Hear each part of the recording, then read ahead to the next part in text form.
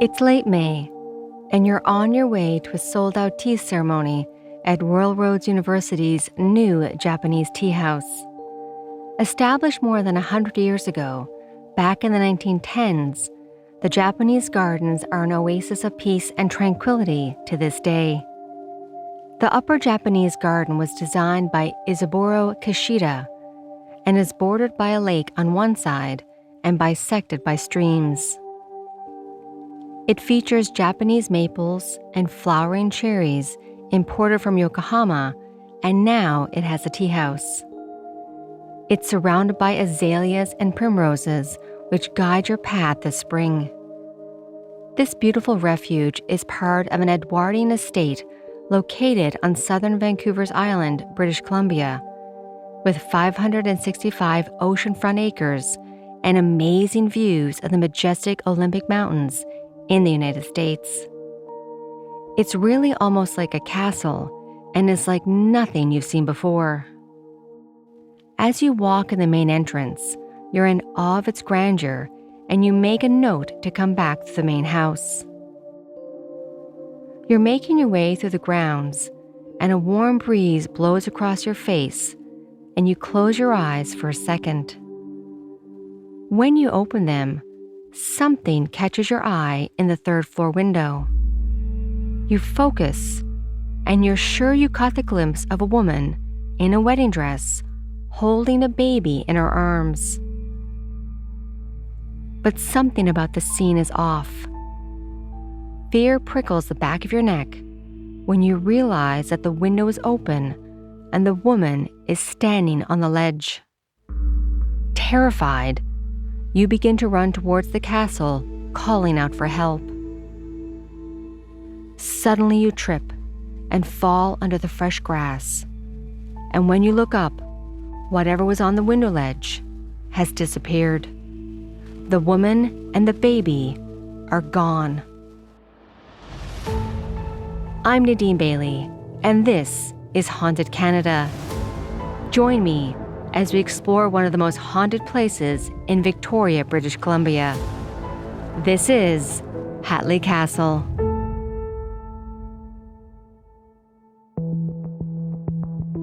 Just 25 minutes from downtown Victoria, on the shores of Esquimalt Lagoon, is where you'll find Hatley Castle.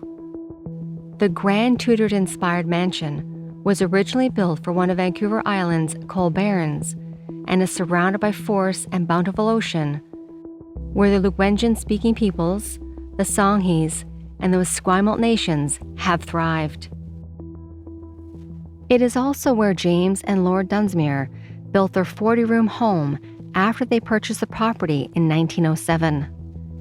The 4-story castle was designed by celebrated British Columbia architect Samuel Maclure in a late Gothic Revival style, with substantial masonry work, large Tudor windows, crengulated rooftop, and beautiful crafted details.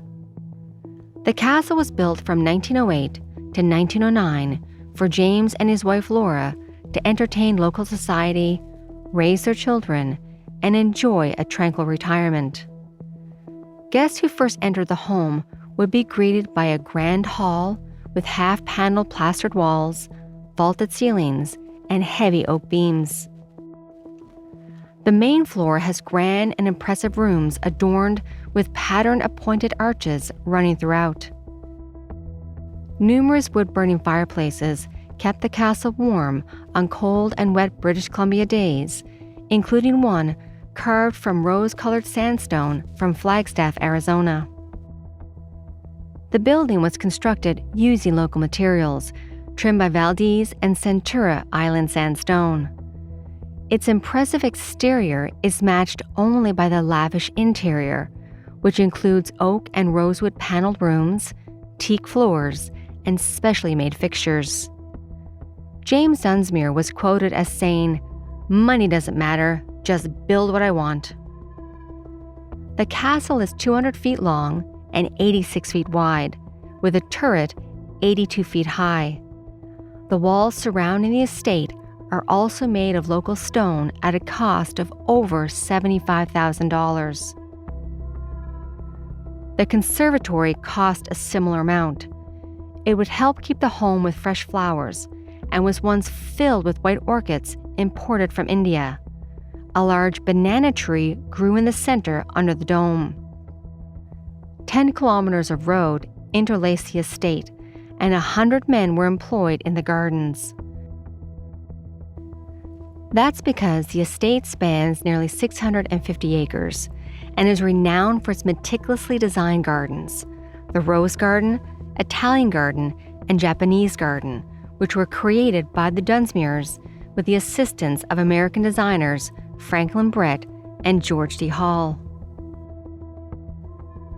The property today boasts over 9 miles, 15 kilometers of walking trails, but when it was first built, it was littered with other buildings meant to provide for the needs of the large household, including a vast refrigeration plant, cow stables, a slaughterhouse and smokehouse, 3 silos, each of 100-ton capacity, the reserve water tank to the south of Belmont Drive, the old stable to the east of the present field, and a large area that accommodated 80 to 100 gardeners that at the time was called Chinatown, all of which have since been demolished.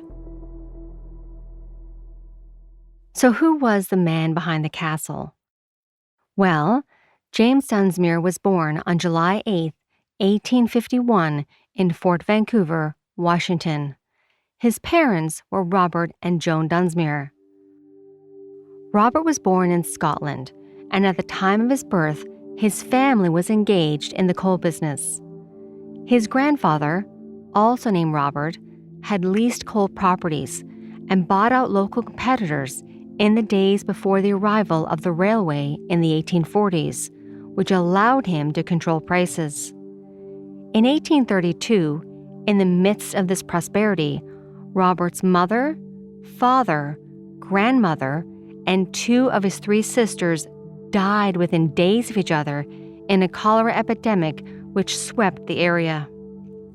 3 years later, his grandfather died a relatively wealthy man, leaving a third of his estate in trust for his orphan grandchildren, and soon young Robert went to work in the local coal mines under his aunt's husband, Boyd Gilmore. By the time he was 22 years old, he married 19-year-old Joan White. 8 days later, their first child, Elizabeth Hamilton, was born. Their second child, Agnes, was also born in Scotland in 1849. At the end of 1850, Robert's loved ones and mentors had signed on with the Hudson's Bay Company to exploit a coal find in the northeast coast of Vancouver Island at Fort Rupert, near present-day Port Hardy.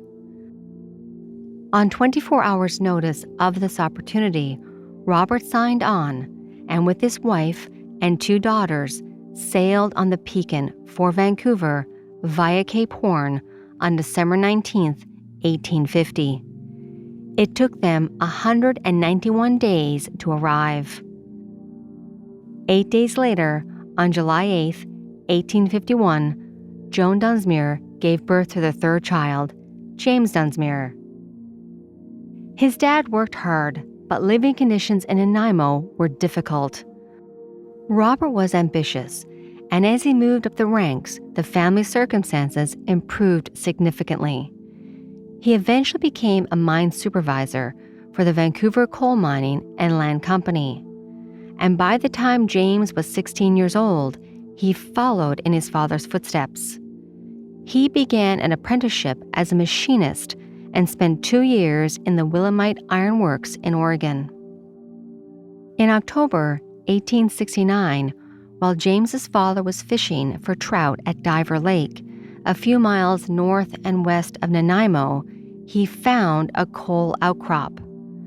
He staked a claim to 16,000 acres in a band 1,000 yards wide and 4 miles long, including the north half of Diver Lake and running right to Departure Bay in an area known as Wellington.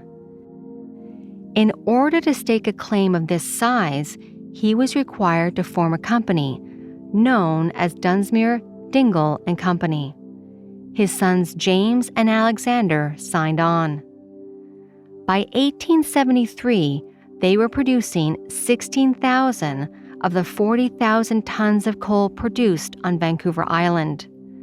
Just 2 years later, they were producing 50,000 tons per year.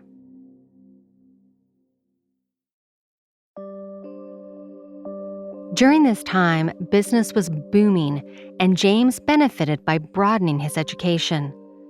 He attended the Dundas Wesleyan Boys' Institute in Ontario for higher learning and polish before enrolling in 1874 to study mining engineering at the Virginia Agricultural and Mechanical College in Blacksburg, Virginia. This is where he met his future wife, Laura Searles, whose brother Hannibal went to college with James. There was also the possibility that James and Laura met in Dundas, Ontario, because she attended the Wesleyan Female College nearby. Regardless, Laura came from a prominent family in Virginia. She grew up around wealth and privilege. Her maternal ancestors were the Byrds, who built the Westover plantations in Virginia. Laura was a beautiful Southern belle with dark, kind eyes and auburn hair that she often wore pinned up. She had perfect manners, posture, and a smile that lit up every room she entered. Once James completed college, the two got married, and in 1876, the couple moved to Victoria, British Columbia.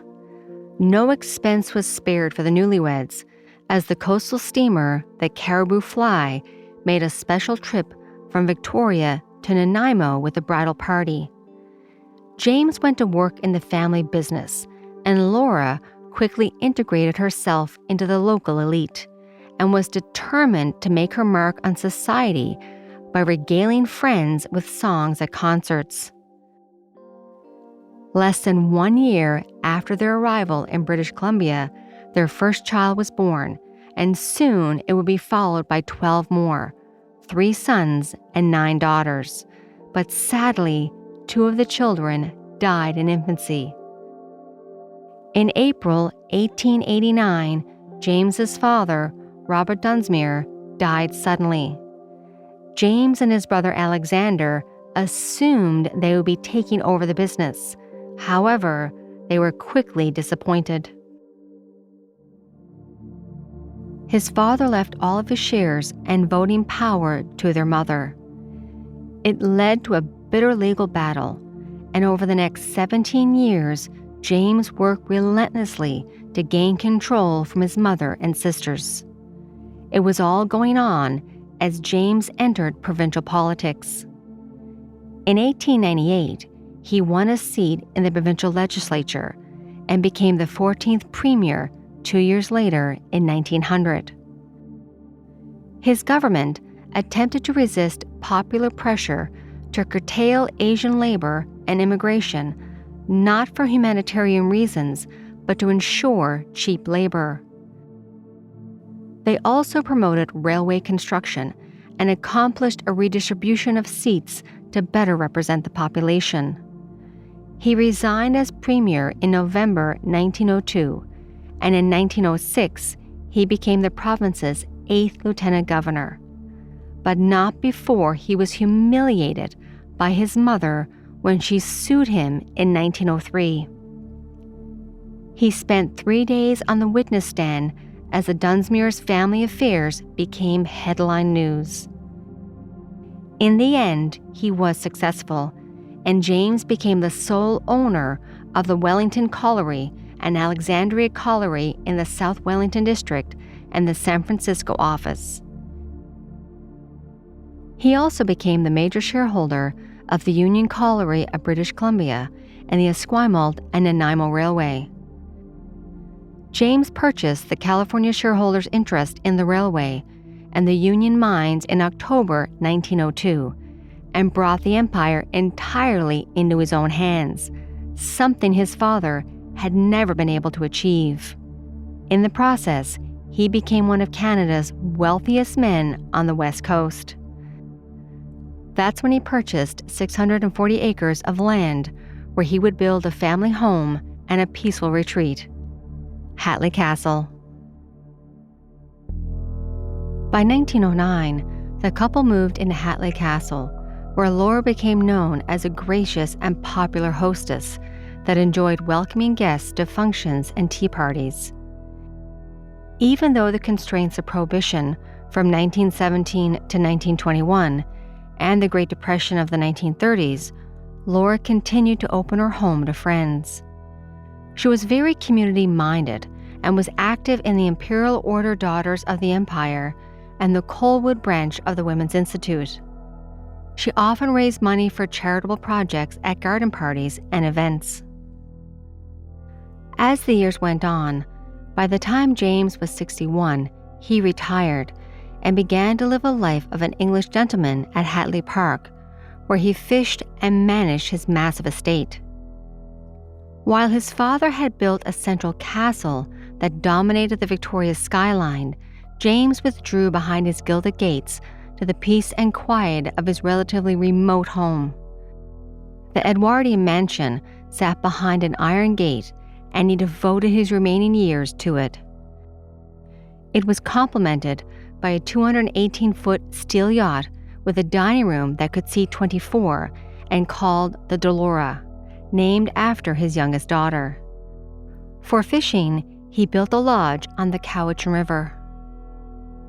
James was obsessed with hunting and fishing. He described himself as, quote, a working man who took up golfing and was determined to excel at the sport, end quote.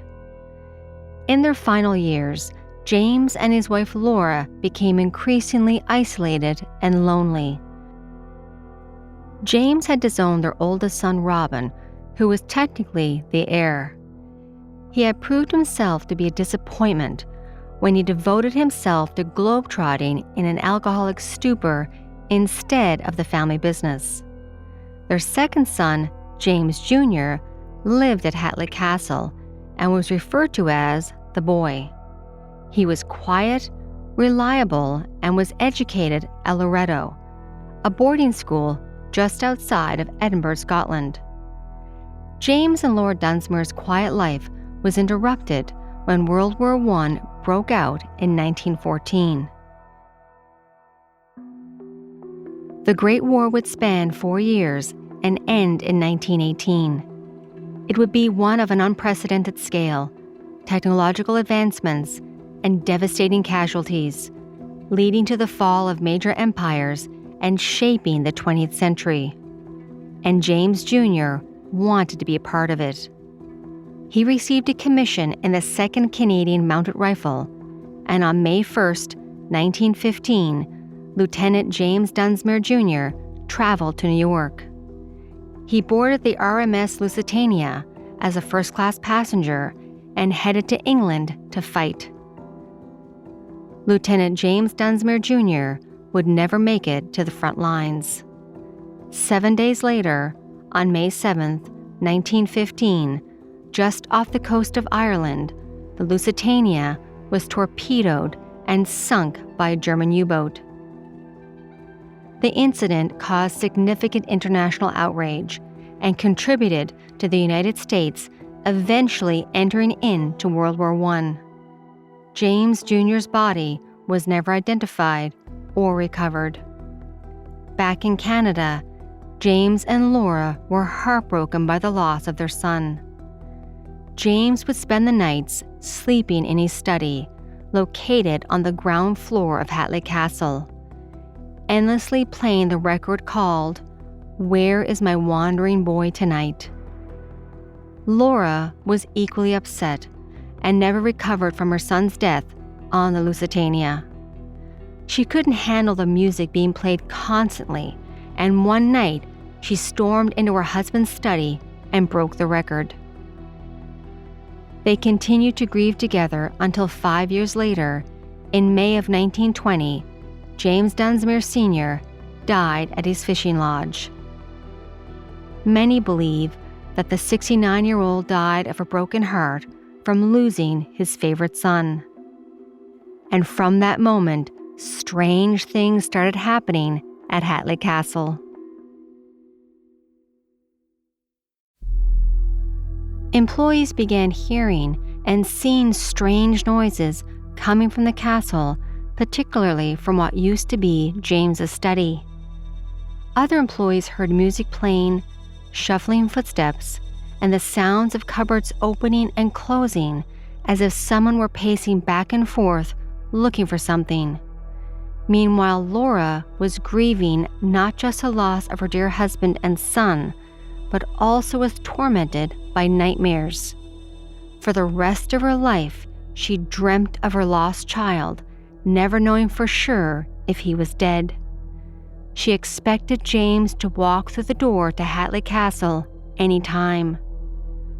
Laura lived in Hatley Castle with her daughter Eleanor until she died in August 1937. Eleanor died 6 months later. A caretaker took over the estate for the next 3 years and followed Laura's instructions that she had left for trustees. Her assets were to be sold, and proceeds were to be divided equally into 9 portions, which were to go to her 7 remaining daughters, her son Rob's widow, and the children of her deceased daughter, Bertie. 3 years later, in November 1940, the Dominion of Canada, as the government was known then, purchased Hatley Castle for $75,000. With World War II raging in Europe, the elite estate took on an urgently needed public role. The grounds and castle were transformed into a ship on land and became HMCS Royal Roads, a junior naval officer training site. James Jr.'s room was one of the many that were converted into sleeping quarters. Cadets moved in and soon after began reporting that they had seen an old woman, believed to be Lord Dunsmuir, wandering throughout the dormitories. She would stand at the foot of their beds looking for her son James. If she couldn't see the cadet's face, she would lift their sheets at night and pull on their legs until they were out of bed. So many cadets were terrified by the experience, they refused to sleep on the 2nd or 3rd floor. Cadets also reported catching a glimpse of a young lady roaming the castle corridors before leaving through doors or a window. Sometimes the young woman's apparition was seen crying in one of the rooms, only to float out the window towards the ocean. It was reported that windows opened and closed independently for years. Many believe this spirit to be that of Annabel, a young chambermaid who worked for Lord Dunsmuir. The story goes that Laura volunteered to pay for Annabel's upcoming wedding, but the groom left her standing at the altar. Heartbroken, she soon discovered that her fiancé was married with children. Annabel was devastated and returned to Hatley Castle. One day, overcome with grief for the love she never had, she walked up the stairs to the 3rd floor, opened one of the windows, and hurled herself through it. She died on impact. Many report that when they see Annabel's ghost walking through the hallways of Hatley Castle, she is carrying a baby. A person who experienced seeing this spirit claims it followed her home, mimicking a crying baby in the night and pestering her at work. The ghostly encounters were challenging for more than 600 volunteers that completed a fast-tracked 90-day naval officer program from 1940 to 1942. These new sub-lieutenants were assigned to escort vehicles protecting convoy ships from submarine attack as they made dangerous crossings of the North Atlantic and later the Barnett Sea. HMCS Royal Roads became the Royal Canadian Naval College in October of 1942. Hatley Park's shift in purpose during the war began a 55-year legacy of military training and ever-expanding education that continued until Royal Roads Military College was closed in 1995. It was a difficult transition for cadets, staff, and the surrounding community, where the school had become a part of local life, because by then, more than 4,000 Canadian Air Force, Navy, and Army cadets came through RMC. In that time, many who attended classes at the castle claimed to have smelled the strong scent of cigar throughout the building. They all believed it to be the spirit of the former owner, James Dunsmuir Sr., who loved his cigars. After the military school closed, Hatley Castle became Royal Roads University. It opened its doors as a public university in 1995, and students could choose from graduate and undergraduate degrees, as well as certificates, diplomas, and courses. In 2020, it celebrated 25 years of delivering life-changing education. The castle and sprawling grounds have also become popular locations for television shows and movies. Hatley Castle was the Xavier School for Gifted Youngsters in the X-Men series and Deadpool 1 and 2. It was also used as Lex Luthor's lair in the television series Smallville and the Queen family mansion in Arrow. If you're lucky enough to visit Hatley Castle in Victoria, British Columbia, you will not only be mesmerized by its beauty, but you might also encounter one of the many ghosts that still reside within. As you explore, remember to give thanks to the original owners, James and Laura Dunsmuir, who built such a beautiful home and I'm sure are watching your every move.